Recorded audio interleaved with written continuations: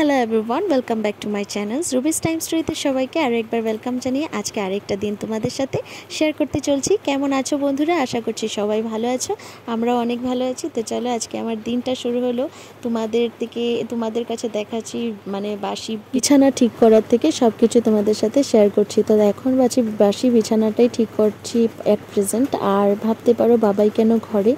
আজকে তো বাবাই ঘরে থাকার কথা না, কারণ স্যাটারডে সানডেও না, আর কোনো হলিডেও নেই এখন। তো আজকে সকালবেলা যখন 5:15 বাজে, কারণ আমার তো 5টার সময় উঠে যাওয়ার কথা বাবাই স্কুলে গেলে, আর 5:15 যখন বাজে ঝড় তুফান ছিল গাইস, অনেক তুফান ছিল। তো তার জন্য তার পাপা বলছিল আজকে আর পাঠানোর কোনো দরকারই নেই।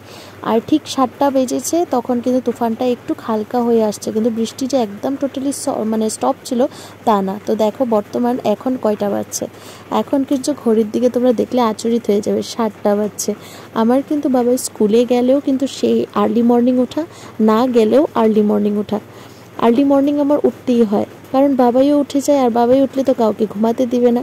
আর বাবাই উঠেই কিন্তু জিদ করছে আজকে আমি একটু মোবাইল দেখবো, স্কুলে যাইনি। আমি মোবাইল দিইনি, কারণ মোবাইল দিইনি যেহেতু তার জন্য আমার সাথে কথা বলবে না, না বললে নাই, একটু পরে আবার ঠিক হয়ে যাবে, তাই না বলো? তো দেখো বাইরের ওয়েদারটা একদম, মানে কি বলবো, একদম অন্ধকার করে আছে। একটু আগে খুব জোরদার তুফান ছিল, আর এখন গুড়ি গুড়ি বৃষ্টি পড়ছে। আর একদম এটাতে কোনো ডাউট নেই যে আবার তুফান আসছে, কারণ একদম সাউন্ডেই বোঝা যাচ্ছে। তোমাদের সাথে আমি সাউন্ডটা শেয়ার করলাম না, অনেক নয়েজ আসছিল, তার জন্য আর কি ভয়েস ওভার দিলাম। এখানে বালতিটাতে টুপটুপ করে জল পড়ছে, দেখলেই বুঝতে পারছো। আর আমাদের এখানে মানে ত্রিপালটু থাকাতেই আর কি বৃষ্টিতে বাইরের উঠানে হাত বের হওয়া যায় আর কি। কে ঠান্ডা পাবে? হ্যাঁ, কোথায় ছিল রেবিটের ঝুড়িটা? কোথায় ছিল রেবিটের ঝুড়িটা? তুমি নিয়ে আসছো কেন? ও, তুমি এখন ধরবে না কিন্তু, টাচ করবে না কিন্তু, টাচ করো না।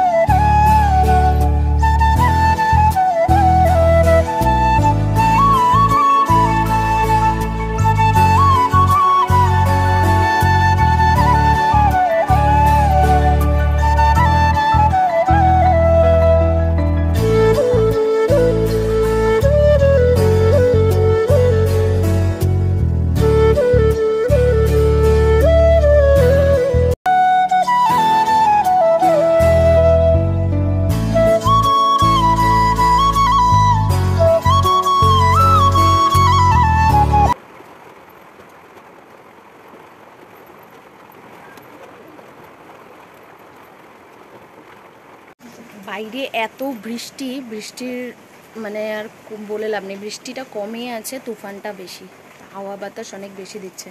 তো চলো, আমার ঘরের কাজগুলো কমপ্লিট হয়ে গেছে, আমি মাত্র জাস্ট বাসনটা ধুয়ে এসেছি। আর বাসন ধুতে আমার প্রবলেম হয় না, মানে বৃষ্টি পড়ে না, কারণ আমাদের উপরে চাল দেওয়া আছে, কোয়ারপাড়ের উপরে চাল দিয়ে দিয়েছে, তো তার জন্য আর কি প্রবলেম হয় না। তো সেটা তোমাদেরকে পরে দেখাবো। কোয়ারপাড়ের উপরটা সেফ আছে, তো তার জন্য বৃষ্টি পড়ে না, আরামসে স্নান টান কাজ টাজ সব কিছুই করা যাবে।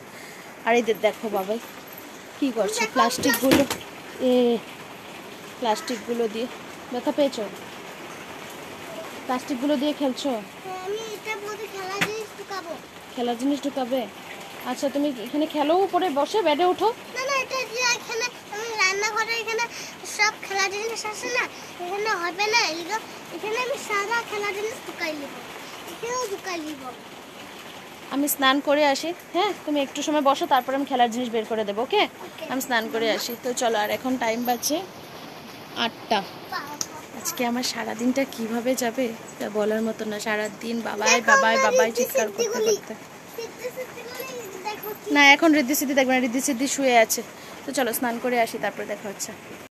স্নান কমপ্লিট হয়ে গেছে, এই যে আসলাম। আর এখনও বাবাই সেই পজিশনে আছে, খেলছে। আর আমার স্নান করে এসেছি, তারপর গরম লাগছে যে ফ্যান ছেড়ে সিঁদুর পরছিলাম। তো চলো এখন পালা হলো বাবার জন্য খাবার রেডি করার। আর আজকে ভাবছি একটু লিপস্টিক লাগাবো ঘরে, তো দেখি লাগাই কেমন লাগে। ঘরে সাজতে তো আমার ভালোই লাগে। তোমরা কারা কারা ঘরে সাজো? আমি তো ঘরে সাজি মিটলে মিটলে, সব সময় না।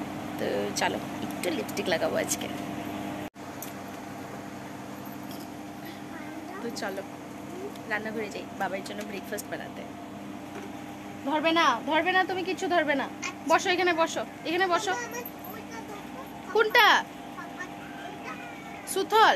সুথল দিয়ে কি করবে? এখন না। রান্নাঘরে এসে ফার্স্ট বাবার জন্য দুধটা গরম করলাম, আর গরম করে নেটটা দিয়ে ঢেকে রেখেছি।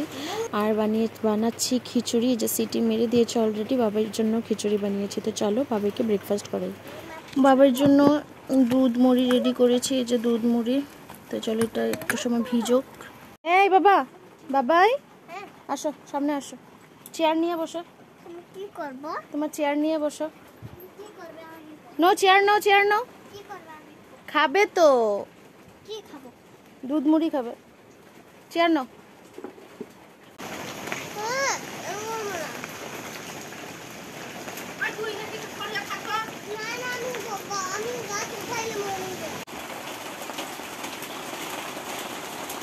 জল হাত দিয়ে ধরবে না, হাত দিয়ে ধরবে না। দেখি তো একটু। তো আমাদের রিদ্ধি সিদ্দিকে একটু খাওয়াচ্ছি, ওদের বেবিরাও খাচ্ছে নিচে, দেখতেই পাচ্ছ তোমরা। জলদি এই 1 থেকে 30 পর্যন্ত স্পেলিংটা লিখে আমাকে জলদি দিবে। হ্যাঁ জলদি দিবে। গরম লাগছে নি বাবা? ফ্যান দিব একটু হালকা করে। হ্যাঁ ওকে, তুমি লিখে নাও, ফটাফট লিখে নাও।